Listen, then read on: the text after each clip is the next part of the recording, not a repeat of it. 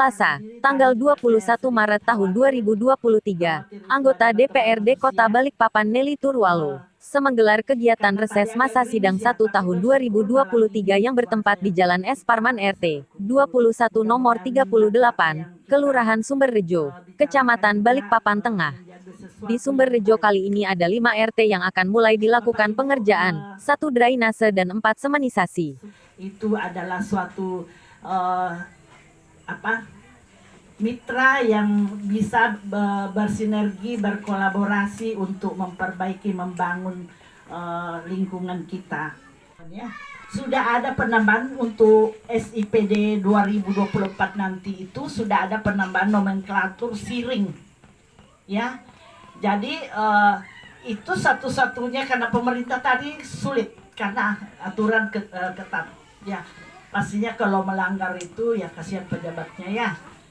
Tapi itu bisa sudah dibantu oleh DPR melalui aspirasi DPR karena DPR itu punya namanya pagu aspirasi ya yang akan dipakai di dapilnya. Jadi ya tidak salah lah ya kalau saya informasikan malam ini karena sebentar lagi kita akan melanjutkan yang berikutnya. Pintar-pintarlah memilih wakilnya. Kita harus belajar dari kekurangan, bukan belajar dari kelebihan. Ya, saya terus terang tahun lalu anggaran perubahan terakhir saya ada bantu masyarakat di Gunung Karangjati di Panorama Atas. Rumahnya tuh sudah hampir jatuh. Tapi puji Tuhan saya berjuang, saya berdebat di Banggar.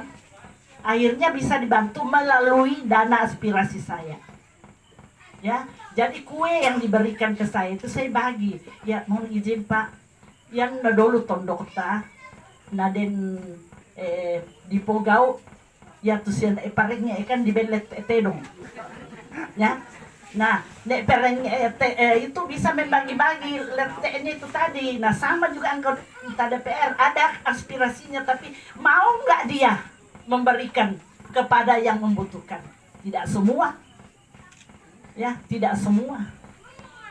Ya, jadi minta tolong karena untuk anggaran 2023 itu Bapak Ibu saya sedikit menjelaskan supaya mengurangi sedikit beban Pak Lurah, Pak Camat ya. Jadi anggaran itu, uang yang akan dibelanja itu sudah dibicarakan 1 tahun sebelumnya. Ya, jadi contoh ini tahun 2023. Banyak seperti ini. Estimasi kemarin saya keluarkan undangan 70, tapi ternyata yang hadir bisa lebih dari itu. Ya, jadi kenapa bisa begini Pak? Karena memang dari penuturan masyarakat tadi kan sepertinya daerah ini belum tersentuh, baik oleh pemerintah maupun perwakilan masyarakat ke anggota DPRD. Jadi mudah-mudahan dengan kehadiran saya malam ini bisa membawa hal-hal baru atau perbaikan bagi saudara-saudara kita yang ada di sini ya Pak ya.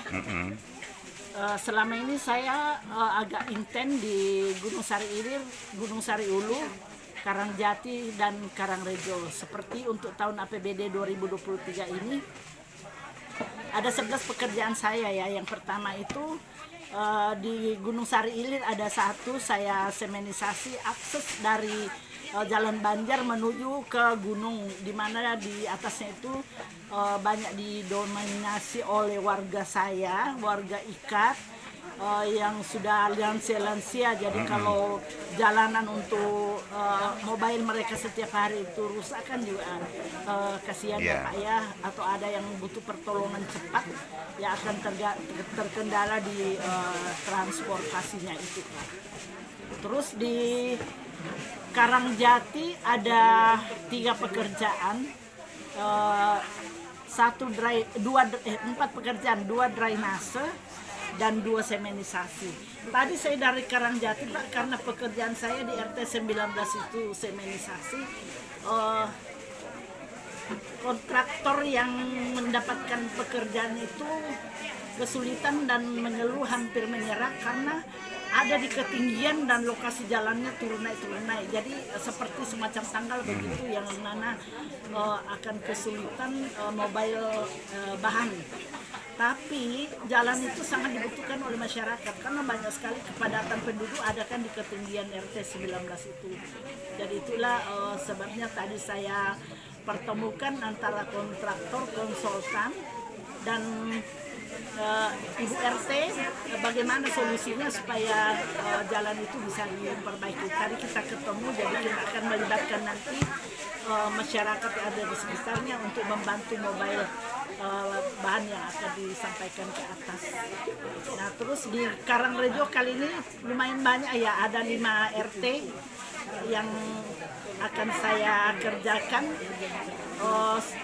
Drainase 1, semenisasinya 4. Dan satu hal mungkin ini masih jarang disentuh ya, tapi tahun lalu saya sudah mencoba memulainya, yaitu ke pendidikan. Jadi tahun lalu itu di APBD Perubahan 2022 saya membuat kanopi di RT di SDN 021 Karangjati yang ada di gunung. Yang di puncak itu. Yang di puncak. Terus puji Tuhan di APBD Murni 2023 ini saya sudah di ACC juga aspirasi saya untuk membangun perpustakaan di SD Negeri 012 Karangrejo. Sesuai janji kemarin Bu Ya, ya? sesuai janji saya. Jadi itu sudah bisa terlaksana dalam proses pengurusan di Dikdas. Habis tayang baru bisa dikerjakan. Jadi itu dulu kenapa agak panjang, karena rupanya perpustakaan dulu itu tercatat di aset daerah itu sebagai rumah tinggal guru. Nah, belakangan hari berkembang zaman tidak ada tempat untuk perpus, jadi dijadikanlah perpustakaan. Tapi itu juga bangunannya sudah rebang, sudah dimakan rayap. Jadi kemarin waktu Pak Sekda masih Kepala Dinas Pendidikan, kami sudah membicarakan dan solusinya itu aset tersebut yang didaftar sebagai rumah guru itu dihapus bukukan, lalu dirobohkan menjadi bangunan baru, jadi nantinya akan tercatat sebagai aset perpustakaan.